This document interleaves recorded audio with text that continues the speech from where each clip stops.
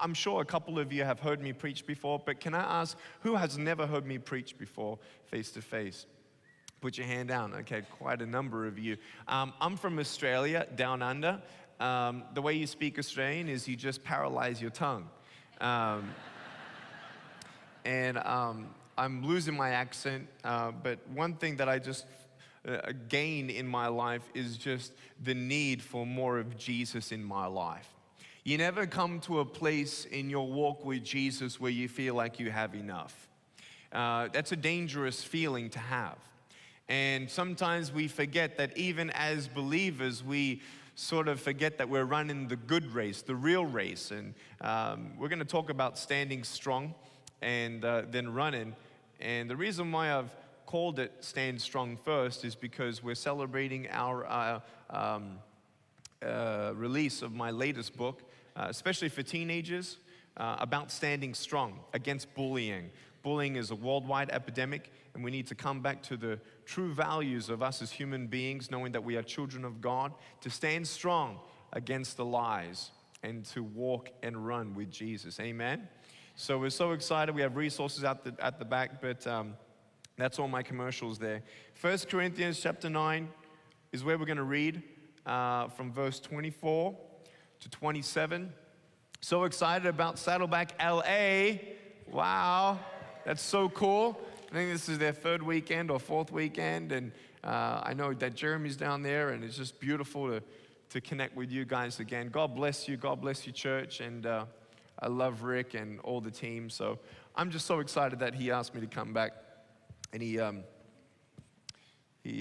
I, we know it's just the beginning. I'm his half brother. See this? Half brother.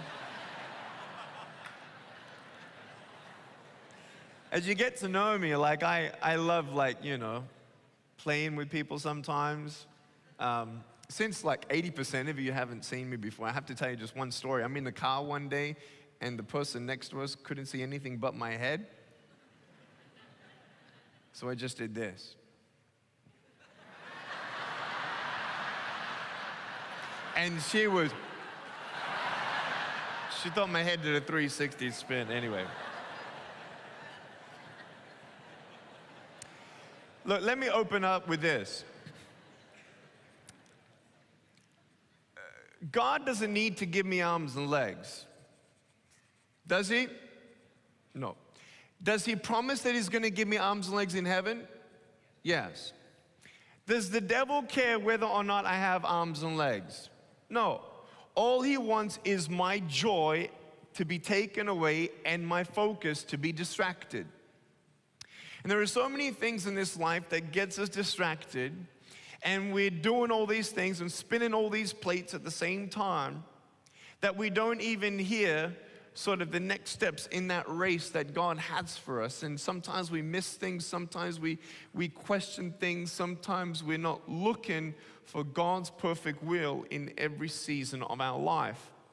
The people who don't know Jesus Christ and they live their life, I feel sorry for them, because either they just believe that they're existing for the pure sake of existing, and 90 years to me is not enough to live. I want to live for billions and billions and billions of years.